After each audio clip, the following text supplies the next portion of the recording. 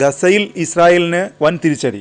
Hamas ആക്രമണത്തിൽ 3 Israel സൈനികർ കൂടി കൊല്ലപ്പെട്ടു. വടക്കൻ ഗസ മുനമ്പിൽ നടന്ന ആക്രമണത്തിലാണ് 3 ഇസ്രായേൽ സൈനികരെ കൂടി ഹമാസ് വധിച്ചത്. കെഫിർ ബ്രിഗേഡിന്റെ ഷിംഷൻ ബറ്റാലിയനിലെ അംഗങ്ങളായിരുന്നു ഇവർ. ബെയ്ത്ത് ഹനൂൻ പ്രദേശത്ത് നടന്ന ആക്രമണത്തിലാണ് ഇവർ കൊല്ലപ്പെട്ടതെന്ന് IDF അറിയിച്ചു.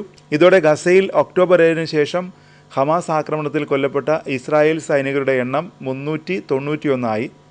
തിങ്കളാഴ്ച 3 ഇസ്രായേലി സൈനികരെ കൊലപ്പെടുത്തിയതായി ഹമാസിന്റെ സായുധ വിഭാഗമായ അൽ ഖസാം ബ്രിഗേഡ്സ് അറിയിച്ചു. വടക്കൻ ഗസ മുനമ്പിലെ ബെയ്ത്ത് ലാഹിയയിലെ ഒരു വീട്ടിൽ ഇസ്രായേൽ സേനയുടെ പിടിയിലായിരുന്ന പലസ്തീനികളെ രക്ഷിക്കുകയും ചെയ്തതായി സായുധ ഗ്രൂപ്പ് അറിയിച്ചിട്ടുണ്ട്.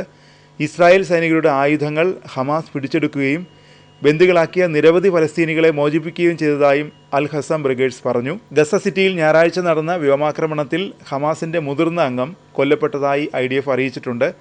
കഴിഞ്ഞ ദിവസം സെൻട്രൽ ഗസ മുനമ്പിലെ നുസൈറാത്ത് അഭയാർത്ഥി ക്യാമ്പിൽ ഇസ്രായേൽ സൈന്യം നടത്തിയ ആക്രമണത്തിൽ 50-ലധികം പലസ്തീനികൾ കൊല്ലപ്പെടുകയോ പരിക്കേൽക്കുകയോ ചെയ്തതായി ഹമാസ് പറഞ്ഞു. ഈ മാസം 16-ന് തെക്കൻ ഗസയിൽ കെട്ടിടം തകർന്ന് 2 ഇസ്രായേൽ സൈനികർ കൊല്ലപ്പെട്ടിരുന്നു. റഫേൽ നടന്ന സംഭവത്തിൽ നിരവധി സൈനികർക്ക് പരിക്കേൽക്കുകയും ചെയ്തു.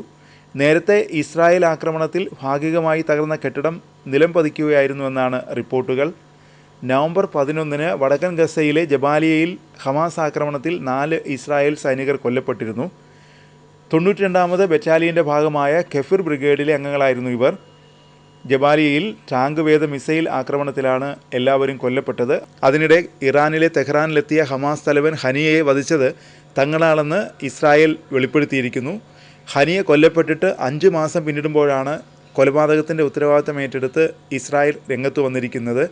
ഈ വെളിപ്പെടുത്തലിൻ്റെ പ്രത്യാഘാതമാണ് ഇനി ലോകം കാത്തിരിക്കുന്നത്. ഇസ്രായേലിന് മാത്രമായിരിക്കില്ല അതിൻ്റെ ഭവിഷ്യത്തുകൾ അനുഭവിക്കേണ്ടി വരിക. ഇസ്രായേലിനും അവരെ സംരക്ഷിക്കുന്ന രാജ്യങ്ങളും കൂടുതൽ സൂക്ഷിക്കേണ്ട സാഹചര്യമാണ് നിലവിലുള്ളത്. ഏതു നിമിഷവും ലോകത്തെവിടെയും ഇറാൻ പിന്തുണയുള്ള ഗ്രൂപ്പുകൾ തിരിച്ചടിക്കാനുള്ള സാധ്യത വളരെ കൂടുതലാണ്. ഇത് സംബന്ധിച്ച് അമേരിക്കൻ ചാരസംഘടന ഉൾപ്പെടെ മുന്നറിയിപ്പ് നൽകിയിട്ടുണ്ട്. ഹമാസിൻ്റെയും ലെബനൻ സായുധ സംഘമായ ഹിസ്ബുള്ളയുടെയും നേതാക്കളെ വധിച്ചതും സിറിയയിലെ ബഷർ അൽ അസദ് ഭരണകൂടത്തെ താഴെയിറക്കാൻ സഹായിച്ചതും ഇറാൻ്റെ വ്യോമ പ്രതിരോധ സംവിധാനം തകർത്തതും ഇസ്രായേലാണെന്നും ഇസ്രായേൽ പ്രതിരോധ മന്ത്രി ഇസ്രായേൽ കാറ്റ്സ് വ്യക്തമാക്കിയിട്ടുണ്ട്.